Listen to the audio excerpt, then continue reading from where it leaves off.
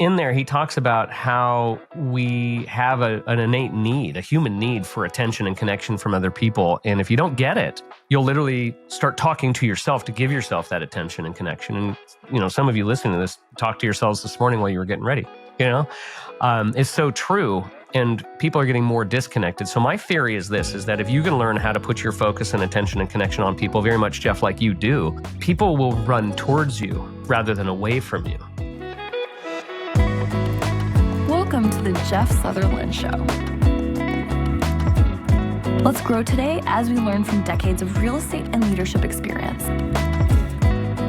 We want you to know that when you log into this show, you're going to get authentic conversation. We're going to give it to you straight, and it's going to be real. Hey, everybody. Welcome to the Jeff Sutherland Show. Today, it's just me and my guest, Ryan Taft.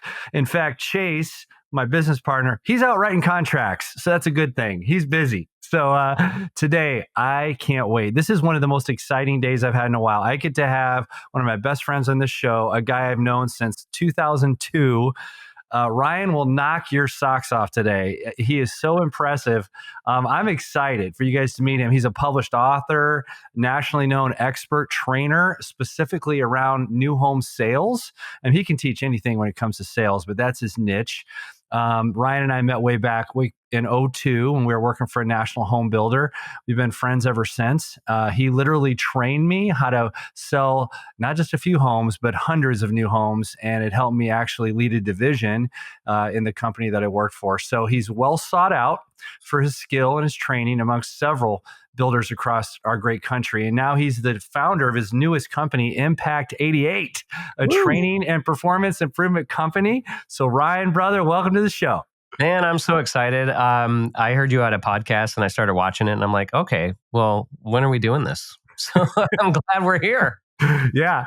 Heck, I waited way too long to call you, man. So yeah. It's all good. I've been watching. It's been good stuff. Oh, thank you. Thank you, Ryan. So, I can't wait for the audience to kind of hear your backstory. Can you share some of your beginnings? How'd you get to this point, and where'd that journey lead you?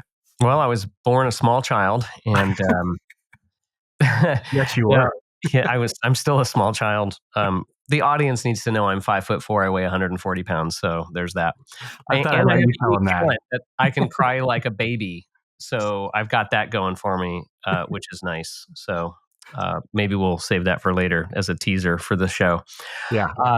Interesting. I just was having this conversation with a sales team in the Pacific Northwest yesterday. I got home last night. Someone asked me this exact question. And it's kind of funny, you wonder if you stumbled into something or if you were preordained. And you and I have had the ordination conversation many a time. Yeah. I feel like I was preordained. And here, let me tell you why. If you look at my upbringing, particularly the adult influences in my life, if you think about being a guy who does training in front of audiences, traveling the country, teaching a lot on human psychology and buyer behaviors and why people do what they do. How do you get there? Well, here's how. You have a father who's an actor who every other day after school, I was sitting in a playhouse in Studio City, California, watching him rehearse. He did over 80 live plays and TV shows and movies and things like that. And when I wasn't after school watching him do that, I was next door at my aunt's real estate office, King Realty in Sherman Oaks, California, watching her do deals. And apparently I used to pretend to write contracts. You add the third influence, which is sort of a sadder story, and that was my mom, who was an alcoholic. And, the doctors say you've never known the woman sober, to my father. And you wonder why. Why would someone be that way? Why would they try to, she tried to commit suicide. I found her at the age of 6 years old on the floor in the bathroom. I recall that very vividly. And so you put those pieces together, ta-da, this is what you get. Yeah, it's quite a story, and all the things that happen to our life, you can just kind of add up and you learn from a lot. And I remember one of the first times I saw you in action, it was at a sales meeting. And I remember you jumped into a small kiddie pool. I could fit. Yes, that was pretty impacting to me. I was like, wow, if this guy could jump into a kiddie pool, I could do it. We got to put some context behind that. So if you recall, so what you and I had been in Atlanta I think you had just gotten hired as manager, actually. And Yep. we went to Atlanta, and they brought us into a room after the rah-rah meeting with all the sales leadership for this Fortune 500 company, Fortune 100, frankly. And then they beat the crap out of us, if you recall, because we were too over-dependent on incentives to sell homes. Yep. And so they said, well, you got to come up with a way to overcome this. And then they looked at me and they said, all right, trainer boy, what do you got? And I came up with what would now be probably really, really inappropriate. And I don't know if you recall the name. Do you remember the name of what I called that program? I do. Yeah, I think I do. Jog my memory. The Incentiveaholics program. That's right. Okay, that's right. Yep. Yeah. And I had all the managers get up and say, hi, my name is Gregory Victors. I'm an Incentiveaholic. I've been addicted to giving away free washers and dryers. And so I did a 12-step freaking program. That was the training. And the last one was and I had a motorcycle in the room. And then there was that kiddie pool in the middle of the audience. And I ran and dove head first into it. And water went all over the crowd. And it was, I said, if all you've got is a free pool to give away and no value, man, you're going to get left hung out to dry, baby. And that meeting actually is what got me on the national stage and ultimately ended me up doing my own thing. Yeah, that's right. That was fun. That was a fun meeting. I wish I had a video of that. It was hysterical. There were so many fun meetings we had. I'm going to go back to what you said because I don't want to minimize what you said. It was really important. I've been very blessed. I grew up with parents that were, married happily, and you had a different upbringing, right? That was a whole different thing for you. How did that form you as a human being and as a leader today? Yeah, it's a really good question. So my whole shtick is curiosity. I think that the most underrated skill a salesperson can and should develop is their curiosity. It's not overcoming objections. It's not closing. It's not how to show a home. Anybody can do that stuff, but very few people are curious. And my mom and her challenges caused me to want to really understand and study this question, which was, why do people do what they do? And so I've been a complete nerd about that. You know this. You know me for 20 plus years. I'm fascinated with it. I used to be more judgmental about it in my younger years, but I'm just more fascinated because everybody has a backstory, right? You've heard the phrase Stephen Covey, hurt people, and all that. Everybody has a backstory. The problem, Jeff, is most people just don't care. They don't care to ask. They don't care to dive in. And we live in such a surface level world that people are just, on their phones, and there's someone in front of you who's got a story, who's got an interesting background or whatever it may be. And if it's a buyer and they're talking to you, whether you're in resale, new homes, you're a timeshare person, whatever it is you're selling or selling anything, they didn't just wake up one morning and say, it'd be fun to go talk to a salesperson. There's a reason that they're talking to you. And if you don't know that story, I think you've missed the opportunity to connect on a deeper level via curiosity. I think you and I are so similar in that regard. I've literally recruited thousands of agents into companies over my years and sold hundreds and hundreds of houses. And I think that's probably where my secret sauce is too. I always tell agents, the biggest thing that people miss in sales is a needs analysis. They don't truly understand what the consumer wants because they're too busy talking, Please shut up. Everyone, please shut up. Yeah. When I sit down with people, I get out a yellow pad of paper, and to me, it's like a little mini vacation. I get to ask them about their life because I truly am interested, and people feel that, right? So earlier in my career, I'd get on the whiteboard and I'd say, hey, would you mind if I give you this whiteboard marker? Could you go up there and could you draw out your life? Oh, yeah. Could you literally talk about your life and do it however you want to do it? You wouldn't believe it. I'd have people in tears. They'd be so emotionally invested into this. And they leave and go, you know what? I haven't had a conversation that's been that deep in years. Yeah. And I love that. I love it. Dale Carnegie in the book, How to Win Friends and Influence People, which by the way, you can see over my shoulder right here. That's a 1936 edition of that book. I got it at the used bookstore for 50 cents. I'm like, anyway. In there, he talks about how we have an innate need, a human need for attention and connection from other people. And if you don't get it, you'll literally start talking to yourself to give yourself that attention and connection. And, some of you listening to this talked to yourselves this morning while you were getting ready, it's so true. And people are getting more disconnected. So my theory is that if you can learn how to put your focus and attention and connection on people very much, Jeff, like you do, people will run towards you rather than away from you. And that's you called it the secret sauce. That's the secret to any good relationship is put the phone down, put your attention on somebody, and get curious. Yeah, absolutely, absolutely. Let's before we jump to more sales things, let's talk about your public speaking career, right? A lot of people say that's like the biggest thing next to like being afraid of dying. They're afraid to public speak, right? We do it. You and I do it all the time. You do it with very big crowds. So what's your secret sauce? Why do people pay big money to come see you perform on stage, Ryan? Hypnosis. No, I'm kidding. The thing that it's public speaking is sort of like there's different levels of this, right? Like there's trainers who they teach. They'll get some content. Okay, everyone, turn to page 4. And they'll get up in front of a group and they'll talk. If you look at the highest paid professions in the world, the highest paid profession is actually public speaking, specifically comedians, right? You look at what Robin Williams would pull in. You look at what a Steve Martin would pull in. You look at what, for the younger crowd, a Nate Bargatze would pull in, or whatever it is. Public speaking has different levels of it, but if you can be funny, or if you can engage people, if you can transfer emotion and energy, and not just get up and teach, because we've all, like, if you ever had a college course before, you probably had a professor who had good content, but man, they just would bore the socks off you. You're just like dying to stay awake. Yeah.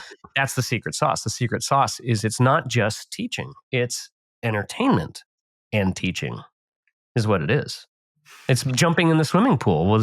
I wouldn't do that today because I'm 51 and I'd probably break my neck, but I was 30 years old when I did that. So, you have to figure out, well, what does that look like? How do you keep people's attention? If you're going to be a public speaker, there's as the old George Bush would say, there's strategery there, Yep.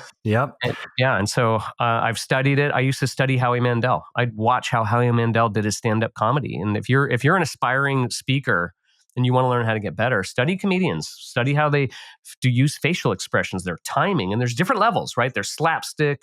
I'm not much of I don't cuss, so I don't go that route. That's why I like Nate Bargatze. He's very deadpan. He's not all over the map. He's got great timing with his jokes, the way he says things. So I would study those types of things. But that's the secret sauce of speaking is how do you not just talk? How do you connect and entertain with your audience?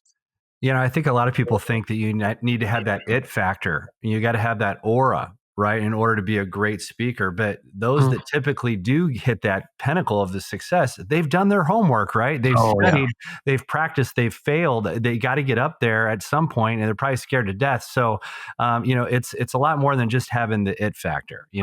My very first, I wouldn't say paid speaking because it was in college. I took a creative writing course my freshman or sophomore year of college, and you and I both went to U of A, so there you go. Yeah, he's got the shirt on. That's right. I love it. I wrote a story about my mom, and it was a really, really a character-based story, but it was based on my mom, and they had us get up and read the story in front of the group, and I wasn't prepared to handle the emotion that was going to come out of me when I read that story. And I'll never forget, there was this really pretty girl in the class, and I was going to ask her out, which I wasn't a very good dater, by the way. But I thought, okay, I'm going to ask her out. And I read this story, and I got halfway through it, and I just started bawling in front of the class. And I was so embarrassed, I ran out. That was my first time in front of a crowd, like really. You're right about failing your way through, and how do you just have to keep doing it. I've been doing this. I got my certified speaking professional designation from the National Speakers Association, mostly because I looked at the requirements and I'm like, well, I've met all the requirements. I've been doing this for years. And then I just documented it and got it. You have to study it though. You have to get around people, but you're right. There's different levels. There's people who are slapstick speakers. There's people who are more intense, more emotional. There's keynoters, there's trainers, there's workshop people. I just got off a call with a major builder, and they want me to come in and do a 45-minute keynote. Great, let's go. So I'll put together a keynote for that. I just got back last night from doing a 2-day workshop, a seminar, and then an in the models workshop, coaching and training. So there's different levels of it. Yeah, that's so great.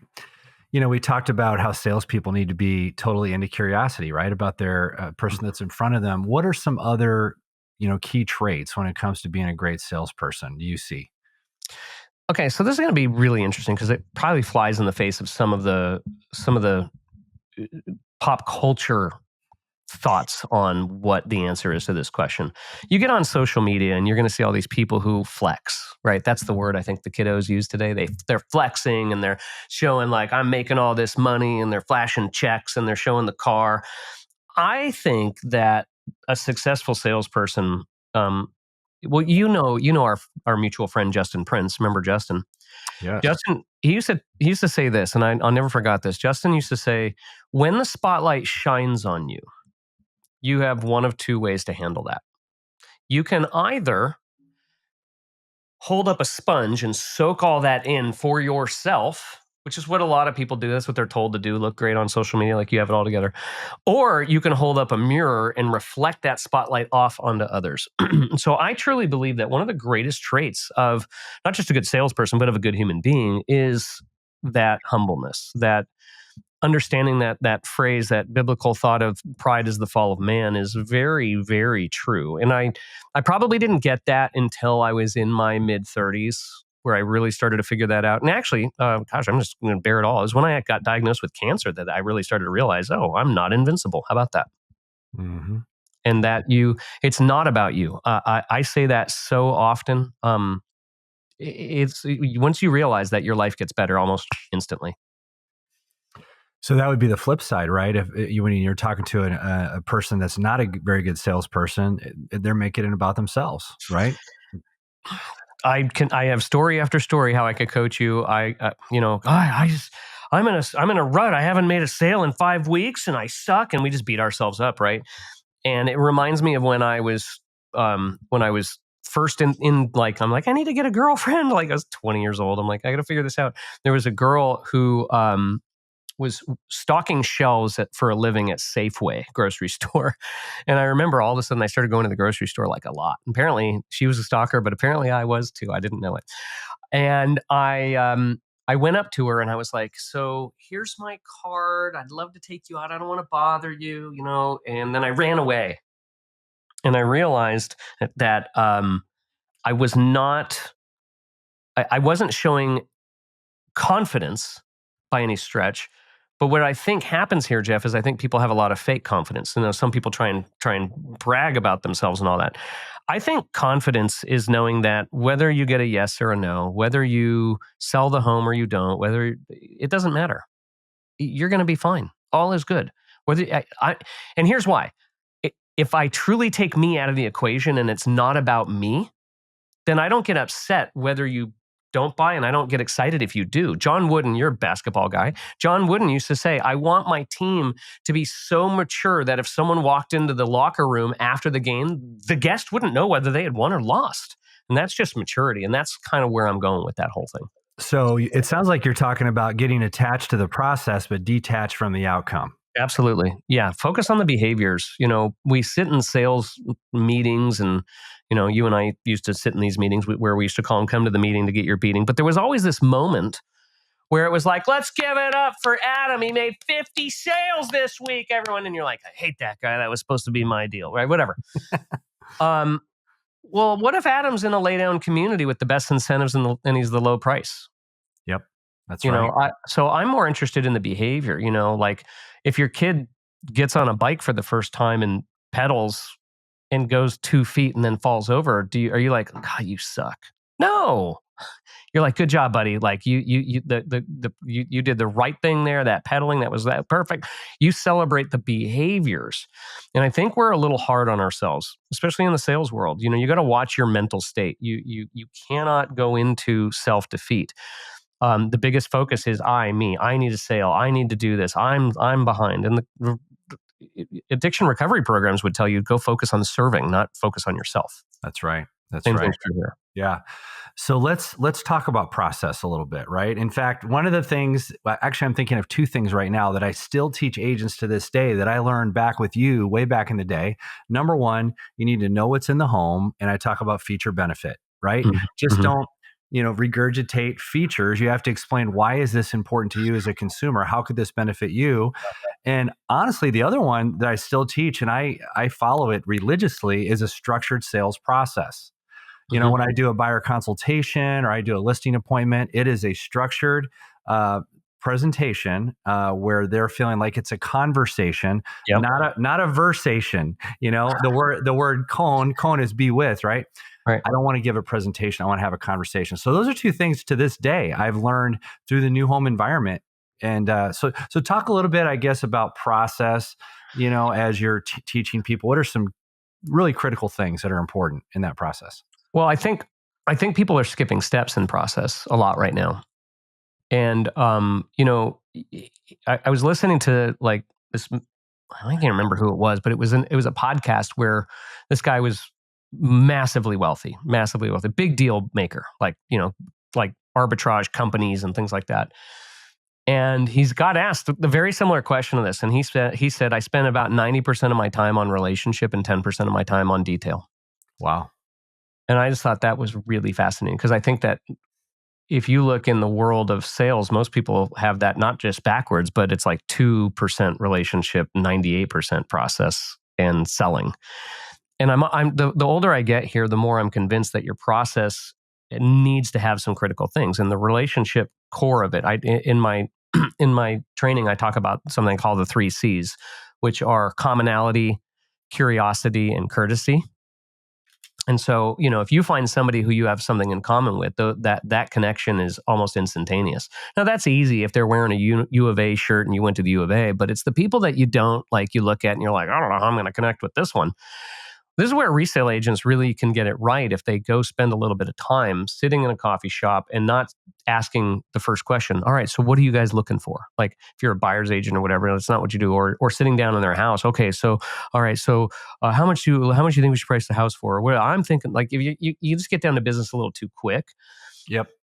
And this is your superpower. I know you do this. You're fidgeting in your chair as I talk about it because I know you love this.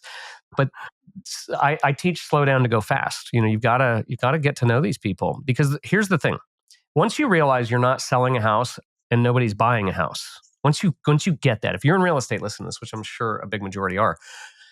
Once you understand what you're actually doing, your process does change a little bit. Because I tell people, you're not selling homes and they're not buying a home. You're selling life improvement and they're buying life improvement. That's it. And once you get that, but they don't want to tell you what that is. They go straight to MLS stuff. Bedroom count, square footage, price per square foot, all the what. I say your process should be on the why more than the what. Why? What happens if you don't make this change? What happens if you don't move? What a powerful question. It's the second and the third layer of questions that really matter, right? I call it peel the onion back, right? The initial surface level conversation is usually very sterile, if you ask me, but it's those second, third questions. That's where you have the real connection. Yeah. Well, I'll give you an example of this. With this class the other day, there was a woman in class, and you know, she volunteered to be a buyer in front of the whole group, and they were going to question her, and you know, not interrogate, but question. And so the first question was, well, why do you want to move? And I said, well, hang on a second. Let's go back to the process. Commonality, curiosity, courtesy. Let's go there. And the instinct was to skip the step. So when you talk about what's important, I think that relationship piece. Well, anyway, we get done with that. And then we do get to the onion layering like you're talking about. And we ask the question, well, why the move? And she says, well, I just, need a little more space. So my thing is this: did she wake up this morning and be like, where did all my space go? No. This has probably been an issue for a while, but there's a story behind that. Our brain in sales goes, okay, more space. And we go to try to solve a problem we don't fully understand.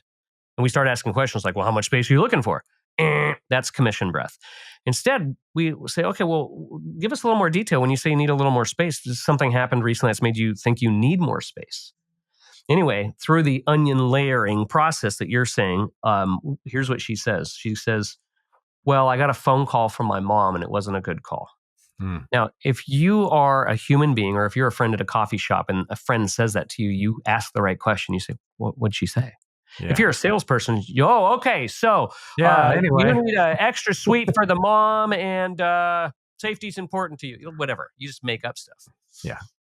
Well, so we asked the question, well, what happened on the phone call? And she says, well, my mom has Parkinson's and she can only say like 1 or 2 words. And here's what she said. She said, "Help." Mm. And this gal starts crying in front of the whole group, by the way. And, I got her permission to put her in this scenario. It wasn't like I was like, let's get her.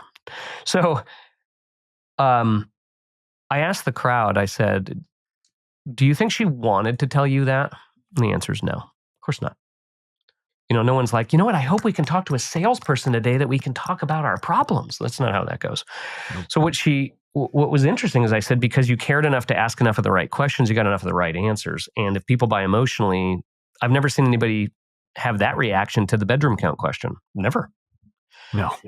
And then I asked her this question. And this is something I want every single listener to get. This is so powerful.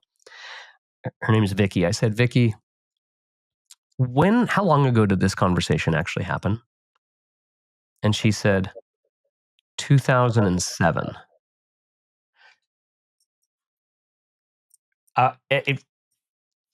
Get it? I hope you all just got that, because what that tells me is that your brain doesn't know the difference in time.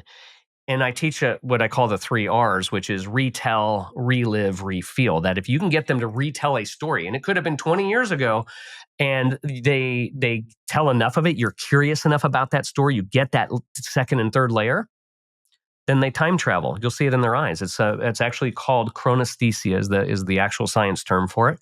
They mentally time travel, and they can go backwards or forwards. And if they spend enough time there, they actually then hit the 3rd R, which is refeel. They actually experience the same emotions, and that's where the tears came from, even though this happened, 18 years ago or whatever it was.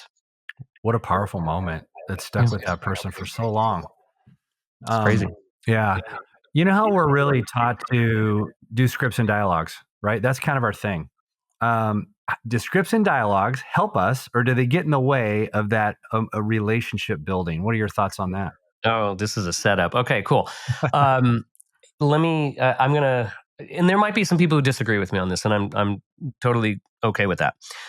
I think that if you're 18 years old and you don't have the experience, maybe you need a script. When I was that age, I was a telemarketer here in the Phoenix Valley, and I needed scripts. But real quickly, I figured out how to find my own voice. The problem with scripts, and again, I was a telemarketer. I've done retail. I've done real estate, all kinds of things. I have never, ever gotten a script in my hands and looked at it and thought, this is so me, ever. In fact, I have a theory about script writers. Most script writers, I wonder if they've ever actually sold anything, because the way that things are framed are not the way that I would talk in real life. And so if you go scripted, what happens is your authentic voice gets buried. Now, to a buyer, it just sounds inauthentic.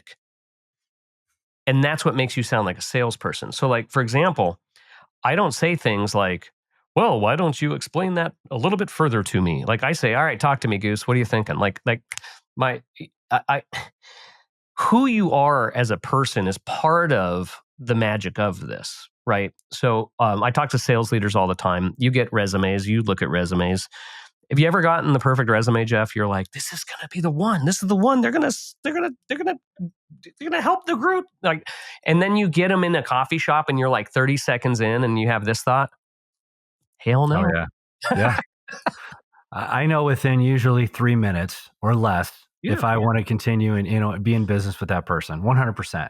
Yeah. So that tells us that it's not just their capability and their track record or skill level, it's who they are as well.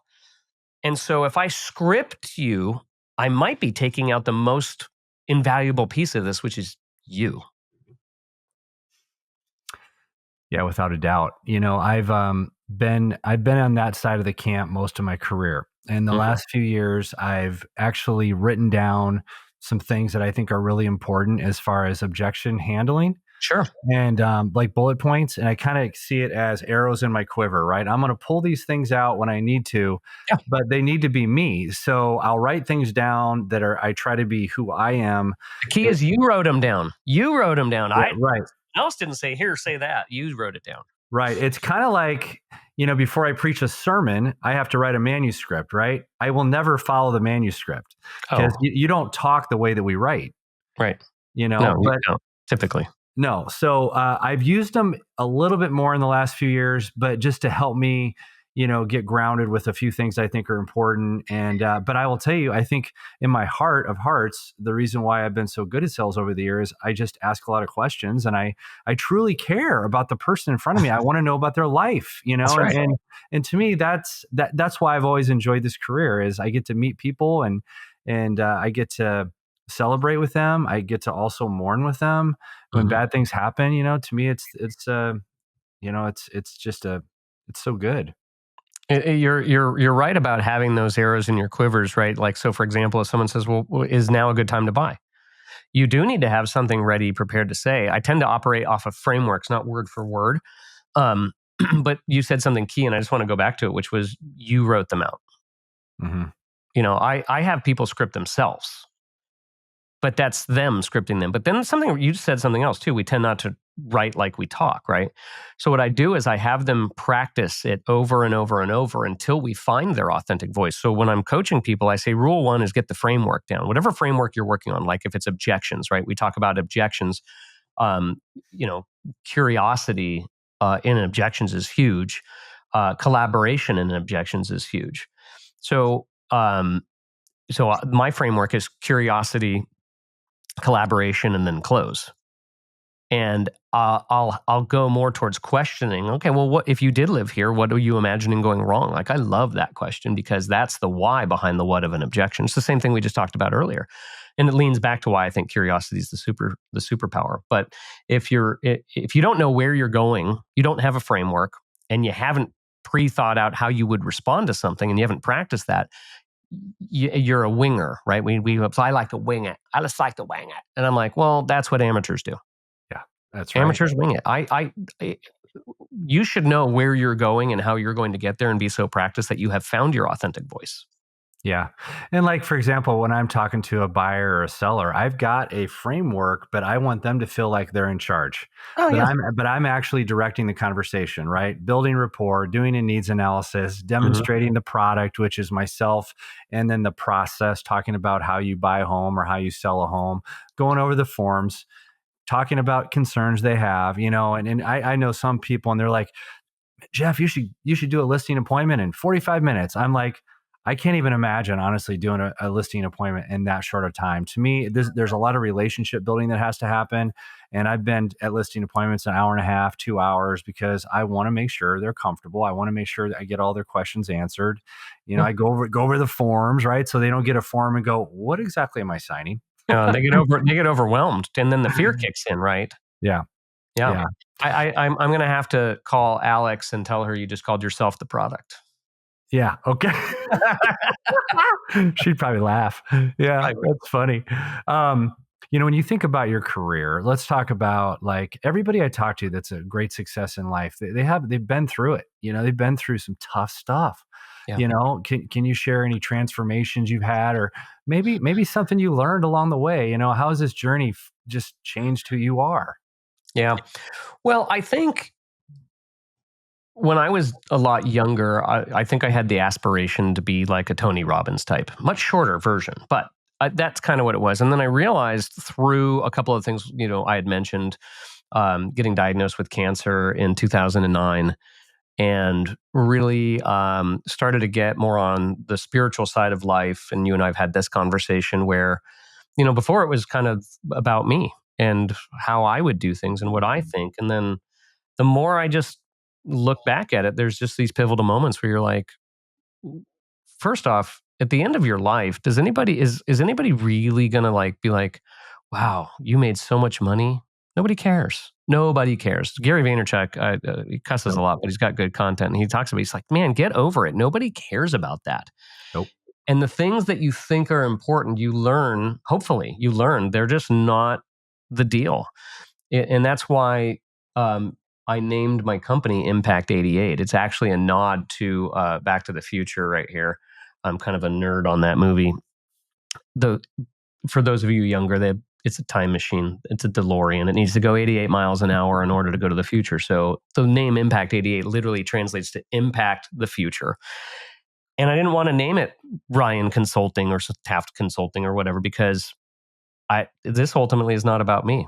At any level is anything about me. And if I can keep that perspective, and I've learned that through a couple of just these things, and influences, your life is, you'll look back and be like, I did it. I did it right.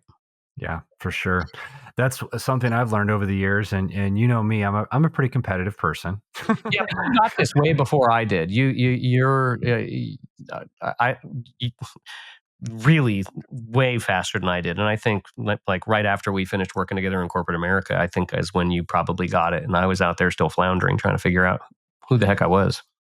Well, you get to a point where you don't want your identity to be tied to your career necessarily, because that's not something you want to have as your core identity, because careers come, careers go, something may happen. I could get sick tomorrow and not have my career, so, I've found that my identity is with God, as a child of God. Right. Mm-hmm. So, that's hopefully what I'm known for, when it's all said and done, that I love God and I love people. And sure, I make a ton of mistakes, but it's and don't get me wrong, I want to be successful in my career. I want to be really, really successful. But I think you got to really keep that in check, especially in real estate, Ryan. Because look at what we do every day. We're amongst other people that are always striving for goals, sharing their numbers, putting something out on social media that's not even real. It's right. Totally fake. And so you're constantly trying to compare yourself to others, which is the thief of joy. Right. So it can be very narcissistic. Right. So it's like you have to kind of keep that in check as somebody that's a man of faith, to go, what, is this really what I want people to see about me at the end of the day? Yeah. And the reality is nobody really cares. I it's sort of humbling and sobering to think that the amount of time you think people are thinking about you is completely wrong. That's not, nobody cares. My brother-in-law is a painter out of Albuquerque. I call him a painter and a philosopher, because his phrase is nobody cares. He's so right. It's one of the most genius mindsets I've ever adopted. I'm like, make mistakes. Nobody cares. In 5 years, nobody's going to care. Nobody's going to look back and care about all that. It doesn't mean that you don't care about people, but like we put too much pressure on ourselves to do and be and to have, and then to show off. And I'm over here like, you see a lot of these social media channels where they have these sales trainers that are, I don't know, they're just so far gone and off. I'm just like, why are you yelling at people on social media about how much they suck, and that's your social media platform as a trainer? It just doesn't make sense to me. It's so backwards. Yeah, totally. Yeah. So tell me about some of the projects you got going on in 2025. What are you pumped about? This is going to be a great year for you. I can't wait to see it. Tell us about it.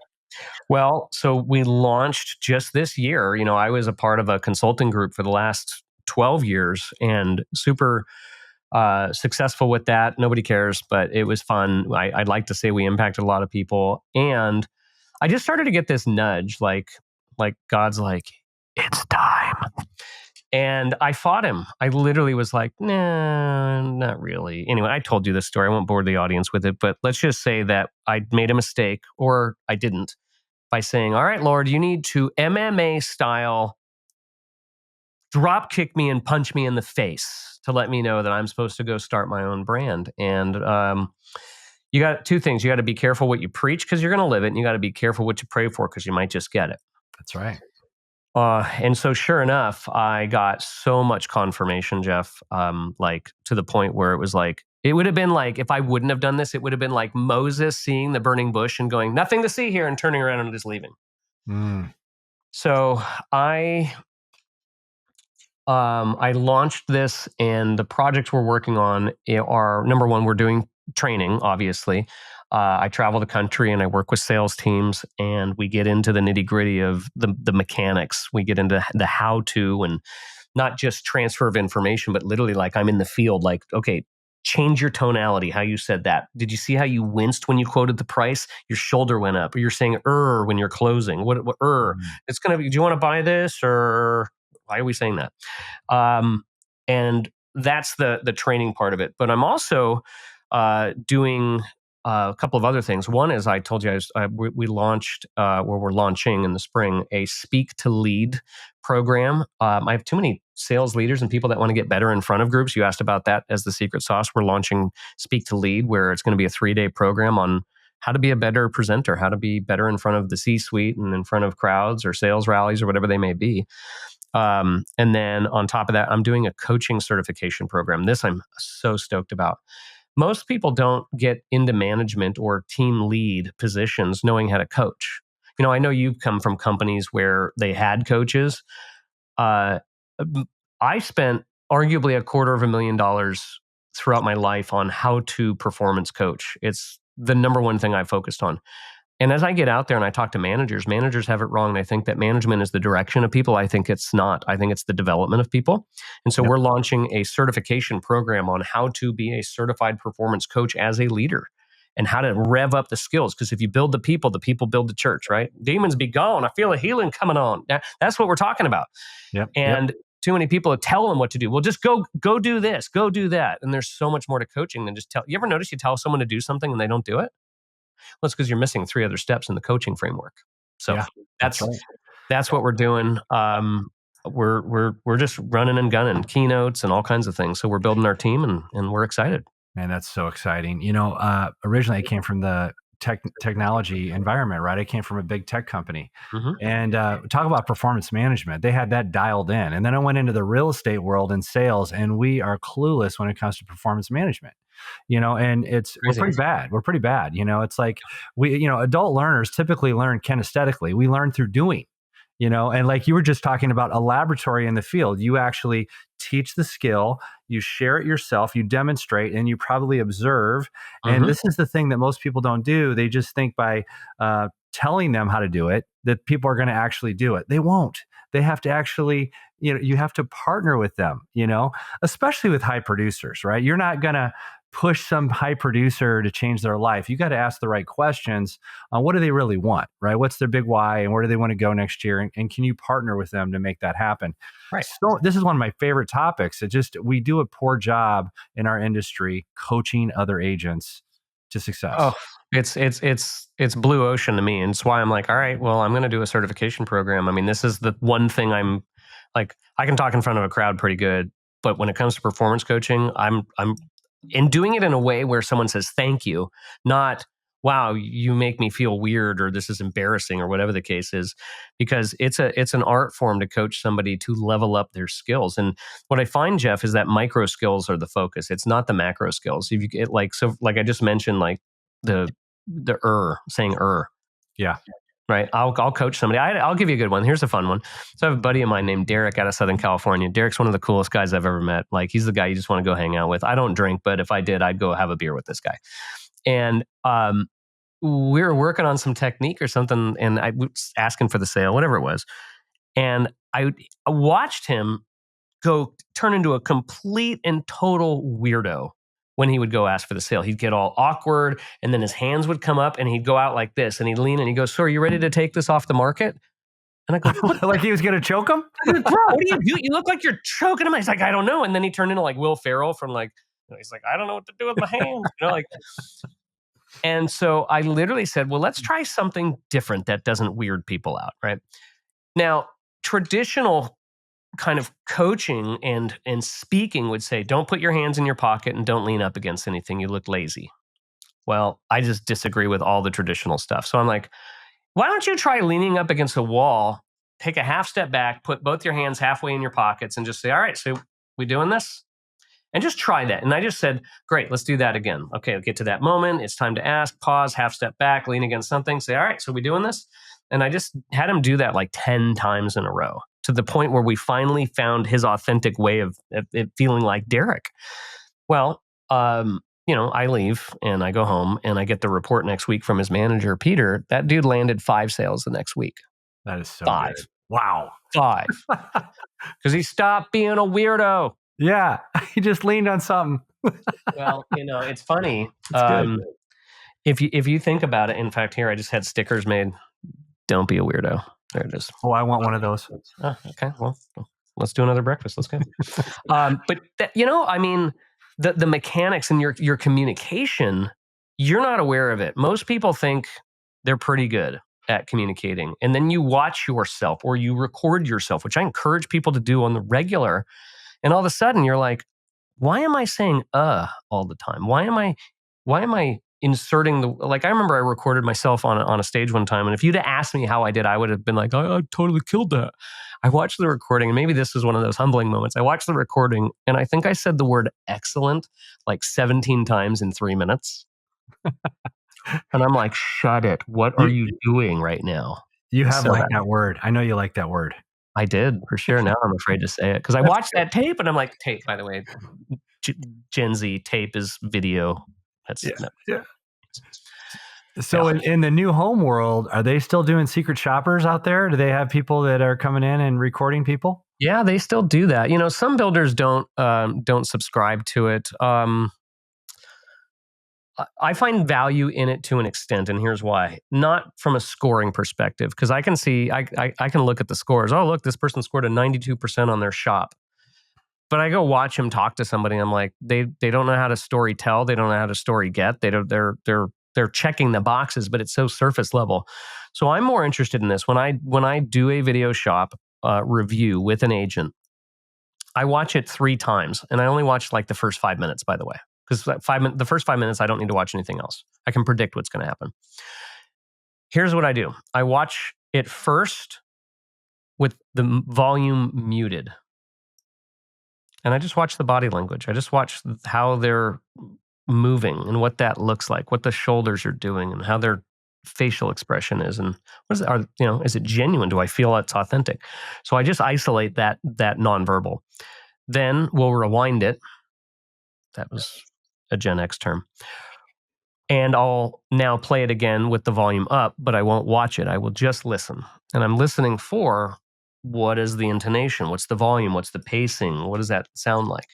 And then we'll rewind it again and we'll watch it all together to see that 5 minutes. And in there, I can usually figure out where there might be some misalignment between your communication strategies and which one we might need to tweak. Because, for example, did you know that, and this is in the new home world, I don't know about resale, but 50% of the people I coach shake their head no when they either quote the price or ask for the sale. No kidding. 50. I'm like, wow. Yeah, so the price on that's going to be right around like $775, $990. Wow. I'm like, why are you shaking your head no? Now, that doesn't mean I want them doing this, because sometimes they infer that I mean that I want them going, the price on that is $7. No, don't be a weirdo. Do I need to hold the sticker up again? Don't be a weirdo. No, just like here's what I coach them. Like if you and I are at a restaurant, let's say we're at Joe's Barbecue, and I'm gonna go get a refill on a soda, and you looks like your cup's empty. I'm like, hey, I'm gonna get a refill. You want me to get you one? I don't go, you'd love me to get another refill, wouldn't you? You don't talk like that. You don't do that. In fact, try that with your spouse, man. You're going to get punched in the throat. Yeah, that's right. So as we're coming down the home stretch, tell me anything you wished I would have asked today, and let us know how we can get a hold of you. How can everybody get a hold of you, and kind of put a bow tie on this whole conversation today? Yeah. So as far as what I wished you would have asked, I was kind of ready for you to ask me anything, and I think we covered the gamut. I don't think there's anything that I was like, dang it, I wish Jeff would ask this. As far as like how to get a hold of me, one is you can go to my Instagram channel. I put out free content on the daily. Adam, who does your podcasting, commented on that. He's like, I think I've seen you. And that's my Instagram handle's at Ryan Taft. Easy, right? And then if they want to learn more about Impact 88, they can go to impact88.com. It's all spelled out. So I haven't even taken these out of the deal, but that's it. Impact 88. There it is. And other than that, what I think is that for those of you that are struggling right now, right, the real estate world's kind of in a weird place with interest rates and the NAR settlement. And Jeff, you and I just talked about this. Go serve someone. Forget about your result. Don't worry about whether or not you're making the sale, how much money you're making, how many deals. If you're number one in your office, nobody cares. At the end of the day, that 5 years from now, trust me, Jeff and I worked at the same company. If I went back to that company today, people would be like, I didn't even know you worked here. Nobody remembers. Yep. So the best thing you can do is go serve people. I'll leave you guys with this. Zig Ziglar said, you can get everything you want in life if you help enough other people get what they want first. And there is an order to that because it's not about you. Mm. Amen, brother. Amen. You know, it's so funny. This market, especially over the last second half of 2024, very difficult for agents. Many of them tapped out. Right. Mm-hmm. Sure. I'm very busy right now, and so is Chase. And it's been a blessing. I just took a $2.75 million listing. I'm going to I take saw it. I went and looked at it. Absolutely gorgeous. Another 2.9 million in the next couple of weeks. I've always believed the market is between your ears. I've always believed that. And you can make money in any market, in any industry. You have to apply yourself. You need to pivot. You need to stay focused, right? And this is where champions show up in our industry. When things are slow and everybody's kind of cutting and running, that's not my modus operandi, right? I am at it hard every day. So, and I just got to tighten everything up. So I kind of see these as opportunities, because when we finally come out of this, it's going to be beautiful. And you have to know what's going on in the market. Like right now, I know that our days on market across the Phoenix Valley are sitting around 51 days. Well, that's a lot more than it was, a way back. And a lot of consumers think, are we still selling houses in 10 days or less? Not really. Not really. And, 47% of the houses out there are giving concessions in the entire valley, and those are averaging $7,000. Wow. So you have to work with people that know the data. And a lot of people don't realize this, Ryan, but in Phoenix, we're in the fourth buyer's market in 20 years. We actually are in a buyer's market. We have low supply, but we also have low demand. And so sellers are conceding quite a bit right now. And so I wouldn't sit on the sideline very long, right? I wouldn't sit on the sideline, because people have this thing that, hey, the rates may go down, they may stay the same, but if rates typically trickle down, what happens to prices? Prices will go up. Yeah. It's basic economics. Well, and to your point, you can always refinance, but the pricing, you can't reset the pricing. The pricing is the pricing. So my advice, we tell people this, you don't walk into your living room of your new home 2 years after you bought it and say to yourself or out loud, look at my 4.99. Yeah. It's not what you do. Yeah. Every person who's held onto their home long enough has been happy they did it. Even the people that bought in the 80s, if you ask them right now, were you happy you purchased in the early 80s, one of the worst affordability markets? They're like, absolutely, I'm so glad. Without a doubt. And so for anyone who's wondering if now's the right time to buy, the answer to that is always yes. Provided you hold on to the home long enough, you will always be like, I'm so glad I did that. And, the other thing about it is that if you look at the folks who wait, there's regret all over that. I mean, I saw people in 2020 at the beginning of COVID go like, well, we're thinking maybe we should, I don't know, we're going to wait and all this. And now here we are, 2025. And what happened? They're paying more than double. That's more right. than double. And then the interest rates are up too. And they thought the prices were going to come down. And I just put a post up on Instagram about the golden age that, Trump got elected, and he talked about we're in the golden age. And I put a post up on it, and I was like, listen, here's the thing that scares me about that. I'm all for a golden age. It's all good. But something called the law of least effort kicks in. If you study Daniel Kahneman, great book, the kind of the grandfather of behavioral economics, he talks about the law of least effort, where people will reach a certain achievement level. And you can think about like weight loss as a good example. They'll work their guts out to reach that level of success. And then the minute they do, they start shortcutting different things, trying to maintain that. I don't have to work out 5 days a week. I'll go to 3. Well, I still look good. Well, I can eat dessert on, once a week. Well, I could just, and the next thing you know, they're back to where they started. And this is the same thing that's true with skills and sales habits is we go, oh, the golden age, yay. And now we think it's going to be easy.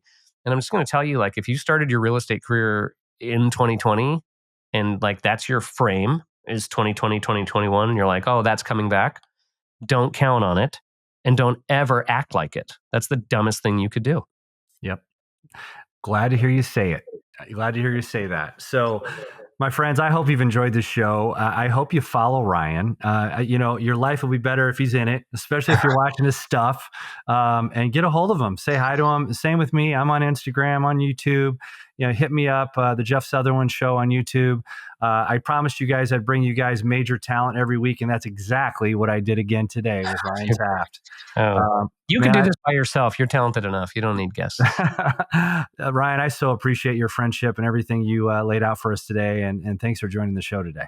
Absolutely. Thank you. And if you guys are not following Jeff, if you're watching this video and you didn't hit the like or follow, well, shame on you. You need to like and follow this. Let's go. Thanks, brother. Well, everybody, hope you have a great day. Let us know what we can do for you in Arizona. Me and Ryan are here to help you out. So peace out. Later.